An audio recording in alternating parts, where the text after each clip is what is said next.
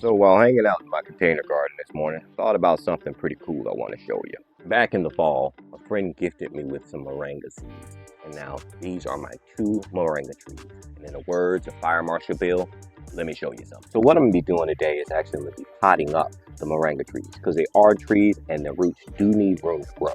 Now the soil that I'm mixing up for it is a loam consistency because we want to have adequate drainage for the plant. But the cool thing about this plant is that just about everything is edible, from the leaves, the pods, the seeds, you name it. The reason why I'm potting up this moringa is because I don't know if you can see it, but I'm starting to get roots to expose themselves down at the bottom. The plant isn't root bound yet, but I want to make sure that I give it adequate room so it can stretch its legs. Speaking of the roots, did you know about the medicinal properties that come from the moringa as well? The leaves, pods, seeds, roots all have antimicrobial, antioxidants, as well as anti-inflammatory properties as well, which could be the reason why it's considered a soil fixer.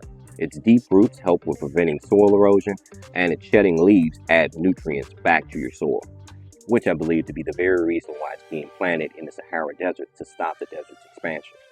Not to mention its drought tolerance.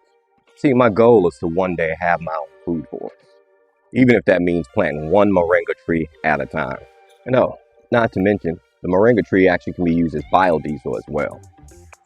So if you're looking for a cool tree to add to your garden, or perhaps even a gift to give a gardening friend, consider the moringa tree.